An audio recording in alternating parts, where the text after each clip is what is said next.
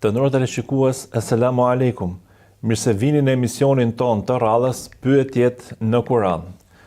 Si gjithmonë bashkë me ne në studio është edhe hoxha i nderuar Ahmet Kalaja. Hoxha i nderuar, mirë se erdhët në studio. Mirë se gjetëm. Atëherë Zoti i lartësuar thot në Kur'an: "Vallë, a nuk kultojnë ata në përbot e të shohin se si kanë përfunduar popujt e mëparshëm. Ata kanë qenë më të fortë se këta. Dhe tokën e kanë shfrytzuar dhe punuar më mirë se sa punojnë këta, e të dërguarit e tyre u kanë sjellë prova të qarta. Nuk ishte Allahu që bëri atyre padrejtësi, por ata i bën padrejtësi vetvetes." Atëherë hoxhë nderuar, pse Zoti i Madhëruar sjell në vëmendjen e besimtarëve historinë e popujve të kaluar, konkretisht pra në këtë ajet? Atëherë jemi tek suratu Rum, ose kapitulli ose surja e cila trajton, domethënë, Bizantët, po faktikisht nuk flitet për gjithçka rreth Bizantit dhe bizantinëve. Flitet vetëm për një moment që kanë pas një përballje, le të themi Bizantët me persët, dhe ka qenë një luftë që është humbur nga ana e Bizantëve. Dhe kanë fituar persët. Dhe i Madhi Zot në fillimin e kësaj sure po e marr pak surën, domethënë pastaj do dalim tek pjesa pse Zoti i fton njerëzit ose kurejshitët apo njerëzit përgjithësisht që të meditojnë në historitë e popujve të mëhershëm apo të vizitojnë, domethënë ato vende ku njerëzit kuptojnë se kush i del përballë Zotit është i humbur. Kur zbriti suratu Rum, pra ku Zoti thot gulibati Rum, wa hum fi adna al-ardi wa hum ba'da ghalibin sayaghlibun fi bid'i sinin lillahi al-amru min qablu min ba'd yawma idhin yafrahu al-mu'minun bi nasrillahi yansuru man yasha. Bizantët humbën dhe në disa vite, vetëm për disa vite ata sërish do të fitojnë, atë ditë do të gëzojnë besimtarët, kur do të fitojnë Bizantët kundër persëve. Se Zoti ndihmon mendimin e tij këtë doj për robët e tij. Ka një histori interesante, kur ka zbrit ky ajet kuranor, Ebu Bekri ka thënë kurejshitëve që do të ketë një luftë tjetër dhe do të fitojnë Bizantët ose Rum që i kanë pas thënë ndaj persëve dhe kanë vënë një bast me kurejshitët. Dhe Ebu Bekri, duke qenë se kishte zbrit Kurani, ishte i qetë tek pjesa dhe më të vërtet mas disa vitesh, domethënë punë shifër teke, pra bëhet fjalë për 7-8 vite, 9 vite diçka e tillë, bëhet një përballje e madhe mes persëve dhe bizantëve dhe në herën e dytë fitojnë bizantët ndaj persëve. Nuk është se flitet më shumë për detaje të tilla, po ajo që është shumë interesante, Zoti i Madh, Allahu e quajti fitoren e të krishterëve ndaj paganëve, ndihma e Zotit dhe gëzohen besimtarët. Pra, sikur Zoti po na thot neve, ju kur funksiononi si popull dhe si bashkësi, dhe mënyra se si do t'i analizoni gjërat në jetë, duhet të jetë mes peshimit të gjërave. Pra, fundi a fundit nuk mund krahasohet një mohues, një ateist, një pagan me një njeri i cili është i tharë i librit. Nuk ka dyshim që i tharët e librit janë shumë më afër nesh. Për këtë arsye Zoti për i tharët e librit në Kur'an ka sjellë një status të veçantë. Dhe për idhujtarët dhe mohuesit ka një status të krejt veçantë. Pra, ne muslimanët i baraspeshojmë gjërat dhe nuk i kemi gjërat bardhëzi. Në fakt është interesante që edhe kreu persëve, kur ka fituar luftën ndaj romakëve, luftën e parë pra, i ka shkruar dhe ka thonë le të vi Zoti yt ju shpëtoj tani. Domethënë ka qenë ke shkrimi dhe pastaj është organizuar, papa e ka nxit guvernatorin e kryesisht Bizantit, por në Afrikë. Dhe ky ka bërë pastaj një lloj organizim. Pra ideja ishte jo më interesante tek pjesa kontra Zotit, pra persët dhe për ne dhe Zoti nxit që kemi të kujdesshëm ka lancat. Pjesa që ne si musliman nuk i shohim gjërat bardhëzi, ne i shohim gjërat me ngjyra dhe ne i shohim gjërat në interesin e përgjithshëm dhe në interesin tonë se çfarë kemi ne më shumë interes. Kështu që për këtë arsye dhe i madhi Zot Allahu xhelaluhu edhe brenda i tharëve të librit ka bërë ndarje të tjera. Pra edhe ata nuk janë gjithë njësoj, por ka për i tharëve të librit që janë shumë afër nesh dhe ka të tjerë që janë larg nesh. Pra ideja e peshimit gjërave, ideja e analizës gjërave dhe jo e matjes gjërave në blok apo e matjeve gjërave bardhëzi. Suratu Rum, ky kapitull ka dhe një gjë shumë interesante, është kapitulli më interesant që i fton Allahu njerëzit që të meditojnë. në krimin e qeve, në krimin e tokës, në krimin e gjuhëve, në krimin e ndryshimit të lëkurave, në krimin e detajeve të jetës e cila neve na rrethon dhe i fton vazhdimisht njerëzit tek Zoti nëpërmjet këtyre detajeve. Dhe një nga detajet që Zoti i fton njerëzit që të meditojnë rreth saj është: a nuk keni parë ju se çka bërë Zoti me popujt përpara jush, të cilët kundërshtuan apo dëshiruan të dalin përballë Zotit? Dhe Zoti jo vetëm në surën Rum, po edhe në disa kapituj tjerë kuranor, në disa sura tjera i fton pra njerëzit që të shohin se çfarë ka ndodhur me popullin e Lutit, me popullin e Adit, të Mudit e kështu me radhë, që njerëzit kuptojnë çfarë bëri Zoti me Firaunin, që njerëzit kuptojnë nuk mund të përballesh me Zotin. Pra njeriu përballë Zotit duhet duhet nënshtrohet, dhe duhet përgjërohet, dhe duhet të tregojë mirënjohje ndaj tij që i ka dhënë gjithçka. Pra Zoti ka dhënë gjithçka dhe ti do ta përdorësh si armë kundër Zotit, pra nuk ka asnjë lloj sensi dhe logjike. Për këtë arsye dhe Zoti i fton.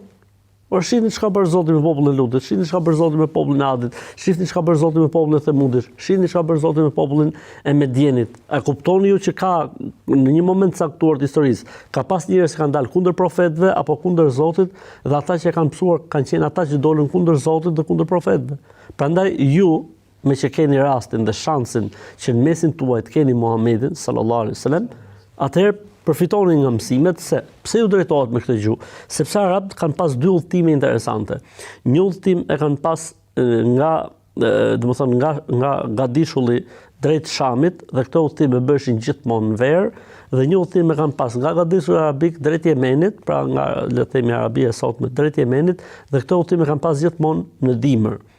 Dhe ishin të detyruar, kur shkonin patjetër do të kalonin pranë popullit shkatruar të Lutit, dhe në krahun tjetër nga populli i Adit dhe i Themudit. Pra Zoti thotë, ore, ju i shihni për ditë, dhe ky është një problem shumë i madh. Kur njeriu mësohet me diçka, nuk i bën më përshtypje. Kur e sheh për herë të parë, i bën përshtypje, mund të marrim sim, po kur e sheh për ditë nuk i bën më përshtypje, si për mirë edhe për keq. Pra në vend që njeriu kur sheh për shembull atë që ka ndodhur me popullin e Sodomës, domethënë popullin e Lutit alayhiselam, të marrim sim, domethënë mos përsërisit njëjtin gabim. Tani është bërë vend turistik, vend ku njerëzit dalin bëjnë foto, gëzimi i madh dhe kënaqësi e madhe, ndërkohë që çfarë ka ndodhur aty? Po kështu edhe nga krahu tjetër, ëh? Pra sikur Zoti po na thotë merrni mësim, jo domethënë jo për argëtim. Për këtë arsye ka transmetime të sakta se kur pejgamberi ose në shokët e tij kalonin pranë vendeve që Zoti i kishte ndëshkuar, siç ndodhi për shembull kur shkuan në luftën e Tebukut, i ndaloi sahabët që të marrin ujë nga puset e atij vendi apo të gatuin me ujin e atij vendi, përveç pusit të deves, pra ose burimit ku pinte deveja. Vetëm aty i ka lejuar, përndryshe çdo gatim, çdo bukë që ishte bërë, domethënë duke u marrë nga puset e tjera i ndaloi. Dhe tha mos kaloni këtu vetëm se duke qarë ose të mërzitur. Sepse është një vend që Zoti ka derë dhe hidhurimin e tij, çfarë ka këtu për të kënaqur apo çfarë ka këtu për të lumturuar. Pra ideja është që dalim temë, pra Zoti i madhifton njerëzit, sepse nganjëherë çfarë thon njerëzit? Po mirë, çfarë të keq që ka njerëz që s'besojnë. Po pra, ka njerëz që besojnë, këta njerëz që nuk besojnë në dy kategori. Ata të cilët i shpallin luftë Zotit apo të profetëve, dhe ata e psojnë. Dhe ata të cilët nuk i shpallin luftë Zotit dhe profetëve, dhe Zoti i lën dhe u jep shansin që ta vazhdojnë jetën, por ju jep edhe sinjalet her mbas here në format nga më të ndryshme që ata të zgjohen, edhe të ndërgjegjësohen edhe të vinë vete. Kështu që edhe neve Zoti i madh, domethënë na ka dhënë fakte dhe argumente se si në zonat saktuara për shembull ka pas jetë dhe sot s'ka më jetë. Pra sikur po na thot Zoti që o njerëz zini mend se Dunja ndryshon dhe evoluon. Gjërat ndryshojnë, gjërat domethënë nuk mendohet për shembull. Po, nuk janë përhershme, pra nuk ka nuk ka siguri, domethënë jeta e kësaj bote nuk ka siguri. Megjithatë, ne rëndom nëpër shkolla, nëpër kurrikula, lexohet dhe mësohet historia, mirëpo duket sikur shifet vetëm pjesa mekanike, si jetuan, si organizojnë shtetin, si lidhen aleancat, si bën luftrat. Pra, ndërkohë Kurani duket sikur jep një qasje tjetër për ta parë historinë nga një këndvështrim tjetër. Pra për të parë dhe misionin dhe profetët. Në një farë mënyre, kjo thirrje për të parë historinë Islam, pak a shumë, ç'a misioni ose ç'a mesazhi përcjell me anë këtij ajeti, Zoti i gjithësisë, dhe kush është historia sipas Islamit, pra ta përmbledhim nëse mund të një mesazh. Zoti në Kur'an na nxit që ne të mësojmë nga historitë. Për këtë arsye, le të themi 1/3 e Kur'anit, sipas analizës që mund të bëhet Kur'anit, është histori dhe ngjarje. Sepse histori dhe ngjarje janë, le të themi, realizimi praktik i teorive të Zotit. Pra, nëse do të dish se si funksionojnë ligjet e Zotit, lexo historinë dhe do të kuptosh se si kanë përfunduar besimtarët, jo besimtarët, profetët, kundërshtarët e profetëve, dhe aty njeriu merr shumë mësime. Për këtë arsye, Zoti shumë histori ka përmend pejgamberit alayhis salam në mënyrë që ai të qetësohej dhe të relaksohej, dhe të kuptoj se nuk është i pari dhe i vetmi që po sprovohet. Po edhe neve na fton Zoti që të meditojmë në këto, le të themi, ngjarje, dhe çfarë është historia? Është shkrimi i ngjarjeve të ndodhura. Sepse nuk mund të ketë, si thuhet, pra, nuk mund të ketë zhvillim dhe nuk mund të ketë përparim një popull nëse nuk din të shkuarën e tij. Sepse duke ditur të kaluarën, duke ditur të shkuarën, njeriu bën analizat, ku kemi gabuar dhe ku ja kemi qelluar. Dhe në bazë të asaj ecet edhe përpara dhe njeriu ndërton vizionin e ri ose vizionin për të ardhmen e tij dhe për jetën e tij. Për këtë arsye dhe Zoti jo më kot, domethënë, i ka kushtuar rëndësi kësaj pjese, po kështu edhe pejgamberi alayhis salam, po kështu edhe në historinë islame kemi për shembull si fillim të shkruar jetën e profetit alayhis salam. Pastaj kemi të shkruar jetën e sahabëve, e kemi të shkruar pra historinë e tyre. Pastaj kemi historinë në përgjithësi, kemi për shembull 2 libra të njohur. Kemi librin e Ibn Kathirit rahimahullah, që është El Bidaya wan Nihaya, pra që ka nisur qysh nga krijimi i Ademit alayhis salam dhe deri në ditën e Kiametit dhe pas ditës së Kiametit. Kemi librin e Tarikh el-Kebir e Imam Taberiut, e të tjerë imam dhe dietar të mëdhej, Ibn al-Athir, e të tjerë dhe bashkohor, domethënë të cilët i kanë kushtuar shumë rëndësi kësaj pjese. Pse? Sepse është e rëndësishme. Pra, unë thash, domethënë, mësimet që na jep Zoti janë 2, mësime teorike, pra ato që neve na jepin të shkruara vargjet e tjera, dhe mësimet e jetës dhe jetësore. Mësimet e jetës dhe jetësore janë pikërisht çfarë ka ndodhur dhe si është zbatuar dhe si është realizuar premtimi i Zotit, si shpërblim apo premtimi i Zotit si ndëshkim për popujt e mëhershëm, sepse ka diçka që thuhet në Kur'an, thot sunnet Allah, ولن تجد لسنة الله تبديلا, ajeti tjetër, ولن تجد لسنة الله تحويلا. Ligjet e Zotit janë një, nuk ndryshojnë dhe nuk zëvendësohen. Pra nëse ne zbulojmë se cili është ligji i Zotit, atëherë mund të ecë shumë mirë në linjë. Në momentin që ne nuk e zbulojmë ligjin e Zotit cili është, atëherë në momentet caktuar ne mund të përballemi dhe mund të përplasim me ligjin e Zotit, e si pasojë do të kemi jo jetë të mirë, jo mbarvajtje të mirë të jetës në tokë. Jo vetëm të jetës së besimit, po edhe të jetës tjetër. Kështu që i është kushtuar rëndësi dhe është nxitur dhe është një seksion i veçantë në shkencat islame që është historia dhe studimi i historisë. Në fakt duket sikur historitë kuranore dhe islame ka një tjetër natyrë, një tjetër tipologji, e cila në fakt anashkalohet ose neglizhohet nga historia konvencionale, pra që është historia e profetëve. Nuk i kushtohet rëndësi shumë asaj pjesës materiale të gjërave. Pra i kushtohet më shumë rëndësi pjesës zhvillimore të ngjarjeve dhe lidhja e saj me besimin. Domethënë shihet në këtë këndvështrim, por nuk lihet mbasdore si më thënë zhvillimi i ngjarjeve. Pra ngjarjet tregohen, thuhet që kanë ndodhur. Për shembull, po ta shohësh librin e Ibn Kathirit, për shembull thotë viti kaq, në filan muaj ka ndodhur kjo gjë, në filan muaj ka ndodhur kjo gjë, filan muaj, gjitha ngjarjet që kanë ndodhur në atë vit. Qartë. Dhe me pak fjalë, pse njerëzit të cilët ndoshta nuk janë praktikantë ose duhet të lexojnë dhe historitë kuranore, historitë e profetëve, pra për cilët nxit Zoti i madhëruar në Kur'an? Sepse, domethënë, ne historitë e tjera mund t'i gjejmë dhe ka hapësira manipulimi. Për këtë arsye thotë, kush ka pushtetin bën historinë. Ndërsa në rastin e historive që vijnë nga Kur'ani apo historive që vijnë nga jeta e pejgamberit sallallahu alajhi wasallam apo ngjarjet e treguara nga Zoti apo i dërguar i tij Muhammed sallallahu alajhi wasallam, nuk ka aty interes dhe nuk ka aty manipulim. Çdo gjë që thuhet aty është e drejtë dhe është e saktë dhe është e vërtetë. Ndërsa historitë njerëzore ka hapësira manipulimi dëshmitar të faktit. Erdhi shteti, sistemi monist, bëri historinë e vet, siç ja dëshjevi. Tani ne gjithë e dim dhe ajo që për shembull thuhet shumë në qarqet akademike që duhet rishkruar historia. Pse? Sepse kushdo që ka ardhur ka bërë historinë sipas linjës së tij, le të themi të ideologjisë, të doktrinës së kështu me radhë. Ndërsa kur tregohet diçka nga Zoti apo i dërguari i tij Muhamedi alayhis salam, nuk ka, domethënë interesa në këtë mes dhe nuk ka gjë, dhe është e pa manipuluar, është e vërtet absolute. Dhe gjithë problemi që ka historia sot në botë është sa është e vërtetë. Dhe sa na shitet neve si e vërtet diçka që ndoshta nuk është e vërtet.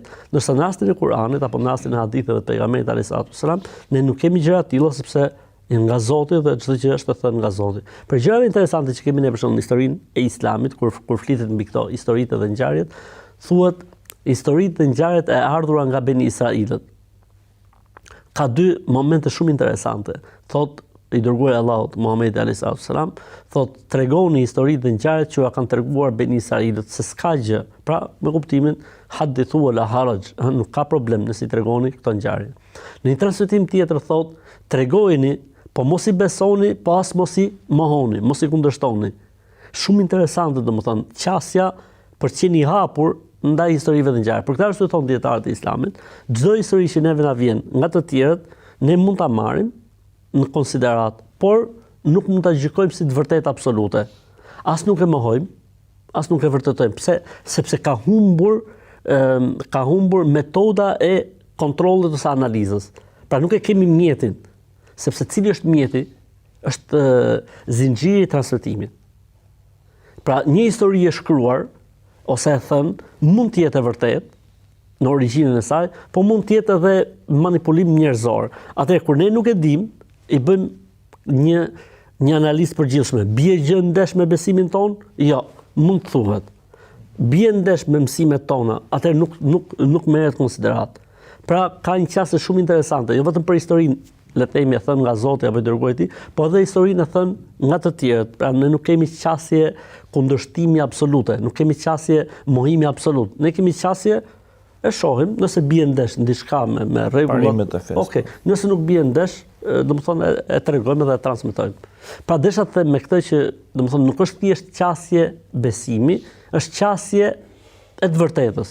Në momentin që ne sjellim të vërtetën siç ka ndodhur, patjetër që aty do të gjejmë shenjat dhe gjurmët e Zotit, pra me kuptimin e mësimeve të Zotit mbi situatën padyshim. Megjithatë, ekziston një shprehje që thotë kush nuk nxjerr mësim nga gabimet e shkuara, historia ndëshkon me të njëjtin ndëshkim. E vërtetë sa.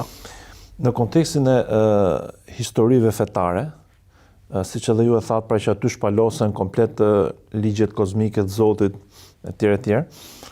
Por njerëzit natyrshëm sot bën dhe një pyetje, thonë mos janë ndoshta histori shumë kaluara ato? Pra a hyn punë ato dhe për historinë në jetën tonë përditshme, shoqërore, familjare kështu me radhë? E veçanta historive të përmendura në Kur'an apo në hadithe e pejgamberit alayhis salam është se përmendin të njëjtat, si më thon, efekte dhe pasojat e smundjeve. Për shembull, rasti i Uhudit ishte efekt i një kundërshtimi ndaj urdhrit të parit ose ndaj urdhrit të profetit alayhis salam dhe psuan muslimanët një humbje. Sikur na thot neve Zoti, shumë humbje që mund të keni në jetë, gjeni ku e keni kundërshtuar profetin alayhis salam. Pra nuk është puna se ne studiojmë ngjarjen e Uhudit edhe domethënë ndodhi është mesazhi aty. Kemi rastin e Hunenit. Në rastin e Hunenit, numri i muslimanëve ishte më i madh, fuqia e muslimanëve ishte më e madhe, ishin shumë më të përgatitur me mjete luftarake, mendjemallësia e bën që ta humbin luftën. ويوم هنين إذا أعجبتكم كثرتكم فلم تغن عنكم شيئا وضاقت عليكم الأرض بما رحبت deri në fund. Pra, nuk i bëri dobi, tha, ditën e Hunenit. Pse? Se u çuditët. Ju mori mendjemallësia, po neve nuk e kemi suksesin as tek mjetet, as tek numri, as tek fuqia. Ne kemi sekretin tek Allahu, tek Zoti i gjithësisë. Pra, në momentin që u mbështetëm tek vetja jon, psuam. Mirë, ky problemi i vetkënaqësisë apo i mbështetjes tek shkaqet, neve na ndodh gjithmonë në jetë, nuk është vetëm problemi i Hunenit. Neve na ndodh edhe tek mësimet, neve na ndodh edhe tek biznesi, neve na ndodh tek vendi i punës, neve na ndodh edhe në familje. që në duket sikur e kemi situatën në kontroll, s'kemi më nevojë se e kemi aty të vjen. Kur ti mendon se je ti ai i cili je menaxheri, ndërkohë që ai i cili shkakton dhe sjell suksesin dhe menaxhon jetën tonë është Allahu, Zoti i gjithësisë. Për këtë arsye tha Zoti, "Wa 'ala Allahi fatawakkalu in kuntum mu'min." Mbështetuni Zotit nëse jeni besimtar.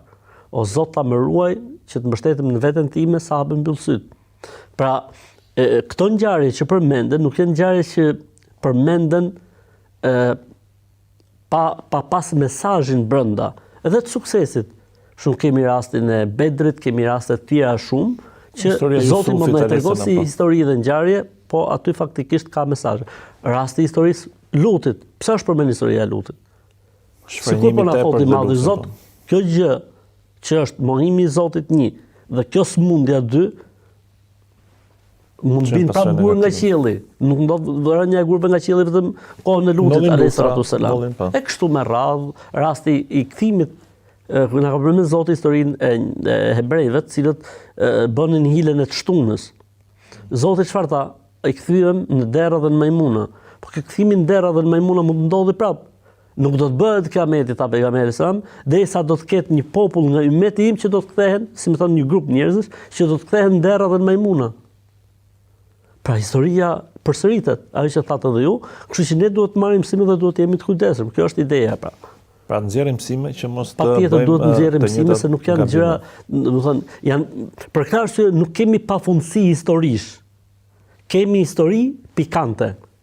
Ndërkohë që pejgamberi sa mund të tregonte histori pafund. Për gjërave interesante që tregohet nga jeta e pejgamberit alayhis salam, është një ngjarje ose është një eforë e pejgamberit alayhis salam nga namazi i sabahut deri në namazin e yatsis. Pra ka fal një ditë namazin e sabahut dhe mbasi ka fal namazin e sabahut është çuar në këmbë dhe ka fol deri në drek. Kan fal drekën. Ka dhënë selam, kanë fal sunetet, është çuar në këmbë dhe ka fol deri në ikindi. Ka fal ikindin, është çuar në këmbë, ka fol ligjërim deri në akşam, ka fal akshamin, ka mbajt ligjërim deri në yatsi. Thot sahabiu, ka përmend pejgamberi sa sem gjithçka nga krijimi në fillim e deri në fund. Kush man mend prej nesh, man mend dhe kush ka harru, ka harru. Për këtë arsye thon dietarët e Islamit, kur sahabët flasin në çështje ghaibi, men se i kanë dëgjuar nga pejgamberi alayhis salam në një ditë, pejgamberi sa sem ka fol për gjithçka. Pra, nuk është qasje jo e duhur, është qasje e duhur kjo gjë, për këtë arsye domethënë është mirë që herë mbas here në ligjërimet tona të ketë histori dhe ngjarje sepse efektin që japin tek njeriu gjërat e jetuara janë shumë më të mëdha se sa gjërat e thëna apo të trajtuara teorikisht. Qartë. Atëherë shkëputin për një ndërprerje të shkurtër pra dhe rikthehemi sërish në studio.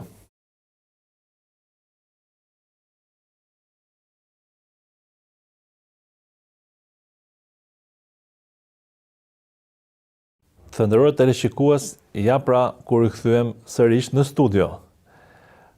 Atëherë hoxhë nderuam, në mbyllje pra të emisionit, kush janë disa nga historitë e spikatura kuranore që do këshilloni rinin t'i lexojnë, t'i shqyrtojnë edhe pse. Atëherë kemi, domethënë, momente të bukura, interesante që Zoti ka përmendur në Kur'an, qysh nga fillimi i krijimit, që është historia e Ademit alayhis salam dhe mosbindja e djallit për t'i rënë në sejdë Ademit alayhis salam dhe mos pendimi i tij më pas. Kemi historinë e dy djemve të Ademit alayhis salam, kemi historinë e Nuhut alayhis salam dhe Nuhut me popullin e tij, okay, po edhe Nuhut me djalin e tij, që është shumë interesante që Zoti e ka përmend. Kemi historinë e profetëve, siç është rasti i Ibrahimit alayhis salam, që është përmend shumë dimensione.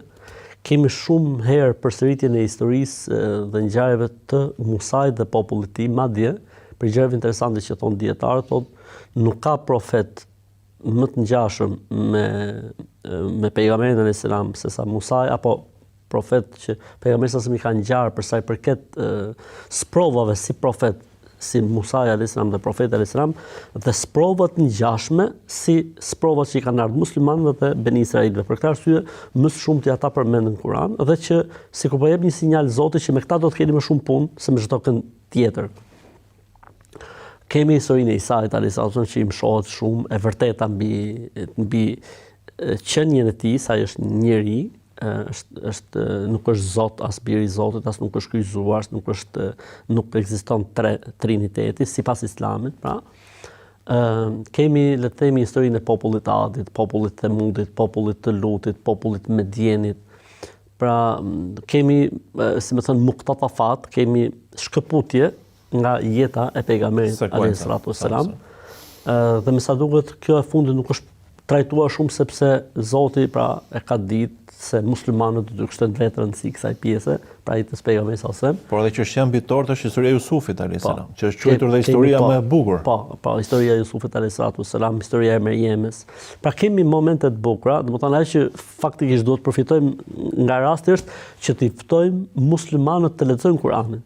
Sepse ka gjëra të bukura, gjëra të mira, domethënë, saqë nuk mund të përmenden ose nuk mund t'i rendisësh, po më të vërtet nuk mund t'i ezaurosh, po ka gjëra të bukura dhe të mrekullueshme duke filluar, domethënë, qysh nga fillimi i Kur'anit e duke mbaruar deri në fund Kur'anit, pra këto gjëra të mrekullueshme dhe gjëra të bukura, dhe për gjërave interesante, le të themi, është studimi i shkaqeve të zbritjeve të ajeteve, dhe aty ka gjëra brillante, gjëra të bukura, gjëra që faktikisht gjehen në librat e tefsirit, pa jo thjesht në leximin e Kur'anit kështu në gjuhën shqipe, por në librat që komentojnë Kur'anin zakonisht përmendin edhe këto ngjarje, ose të paktën, domethënë, le të referohemi në ligjërata të cilat flasin mbi jetën e pejgamberit sallallahu alajhi wasallam ose të cilat komentojnë ligjërata ku komentohet Kur'ani, aty do të gjejmë pastaj edhe shumë perla të tjera apo momente interesante të historisë, siç është historia e djaloshit dhe mbretit, për shembull, siç është historia e elefantit, pra ka aq shumë histori dhe ngjarje interesante, siç është historia e kopshtit në surën El-Qalam,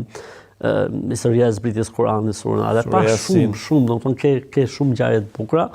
Për këtë arsye, domethënë, dietarët kur flasin se Kul huwallahu është 1/3 e Kur'anit, thonë sensin se Kur'ani ka ose besim, ose ligje, ose histori. Duke qenë se Kul huwallahu ahad ka vetëm besimin, flet vetëm për besimin, si më thënë sikur po përfaqëson Kul huwallaha 1/3 e doktrinës ose besimit që ka Kur'ani. Pra, historia dhe ngjarjet janë gjë e Kur'anit. Vetë pejgamberi sallallahu kemi ne qasas naboja, histori profetike ose ngjarje profetike që vetë pejgamberi sallallahu ka treguar, kanë fimen kanë qablekum, ka ndodhur në popujt e mëhershëm, kanë nebien fimen kanë qablekum, një profet në popujt e mëhershëm. Histori dhe ngjarje shumë të bukura, domethënë, që domethënë besimtari duhet të referohet, sepse edhe efektin e kanë shumë të shpejt, po edhe njeriu merr mësim dhe kemi nevojë që ndërtohet të armen, duke rritur prallë nga gabimet e së shkuarës. Atëherë, o gjinderuar, ju falenderoj që ishit bashkë me ne në studio sot.